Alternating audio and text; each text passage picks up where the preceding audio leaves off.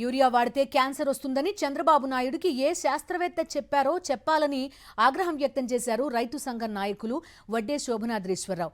కేంద్రంలోనూ రాష్ట్రంలోనూ రైతులు అంటే శ్రద్ధ జాలి లేకుండా వ్యవహరిస్తున్నారని మండిపడ్డారాయన. కూటమి ప్రభుత్వం రైతుల్ని పట్టించుకోవడం లేదని ఆగ్రహం వ్యక్తం చేశారు. ఈ ఏడాదిలో రాష్ట్రంలో ఎక్కడా గిట్టుబాటు ధర వచ్చిన దాఖలాలు లేవన్నారు.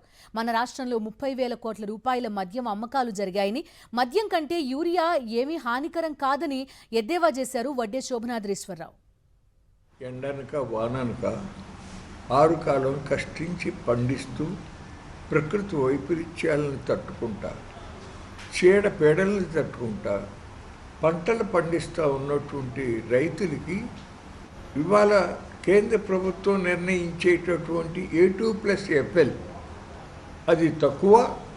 సోమనాథన్ గారు చెప్పినట్టుగా C2+50% ఇవ్వాలని భారత రైతాంగం కోరుతూ పట్టించుకోకుండా కనీసం ఈ A2+FL అయినా కానీ వచ్చేటట్టుగా చూడాలి అనేటటువంటి ఆలోచన ఏమాత్రము కూడా రాష్ట్ర ప్రభుత్వానికి లేని పరిస్థితులు ఈ రోజున కనపడుతూ ఉన్నాయి.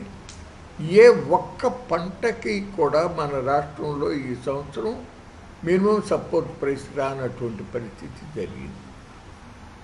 చాలా గంభీరంగా ప్రకటనలు మాత్రం చేస్తూ ఉంటారు.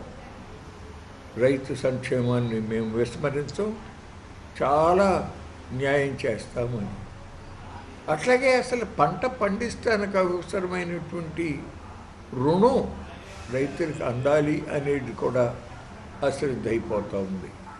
ఇప్పటికైనా కానీ ఆ ధోరణిలో మార్చుకొని రైతులు సామాన్య ప్రజలకు మేలు చేయడానికి ప్రయత్నం చేయాలని చెప్పి